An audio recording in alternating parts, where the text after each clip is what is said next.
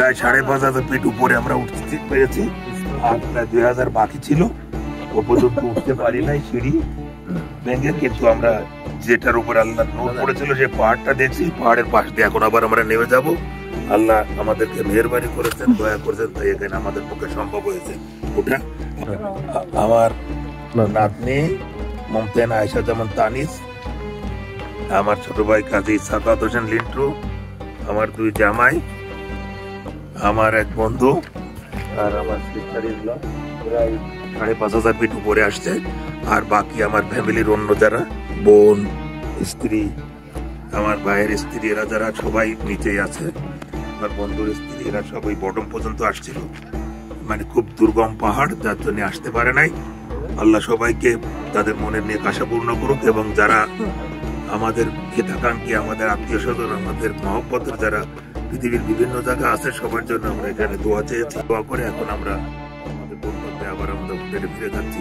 সবার জন্য দোয়া। আসসালামু আলাইকুম ওয়া রাহমাতুল্লাহি ওয়া বারাকাতুহু।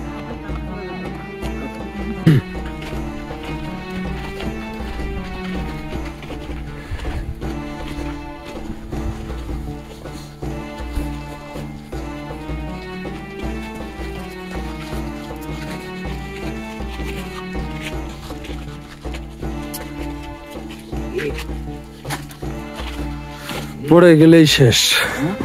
No nothing brother Mansur.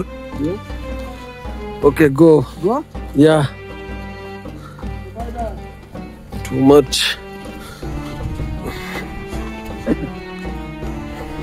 রাত 2টায় ক্যামেলে করে আসছি সিনাই মাউন্টেনের উপরে, যেখানে দাঁড়ায় মুসা আলাইহিস সালাম তুর পাহাড়ের উপরে আল্লাহর নূর দেখতে পেয়েছিলেন।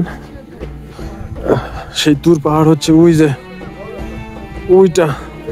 ওইটার উপরে আল্লাহর নূর পড়েছিল, ওটা তো ধ্বংস হয়ে গেছিল। আর এটা হচ্ছে সিনাই পর্বত। আমরা যেটা উঠছিলাম এই যে এর উপরে, সেখান থেকে নামতেছি খাড়া রোডে। রোড এতটাই খাড়া যে এখান থেকে পড়লে হাত পা একটাও থাকবে না।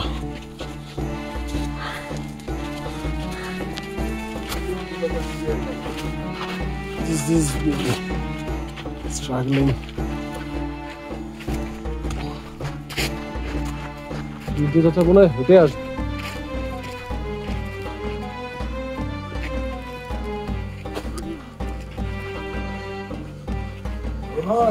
আমরা এখানে দাঁড়াই, সানরাইজ দেখলাম এখানের থেকে।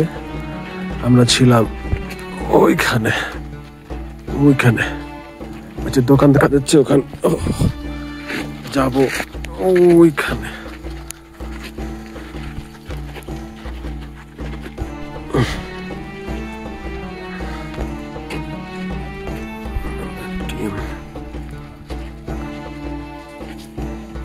Team of 7 people.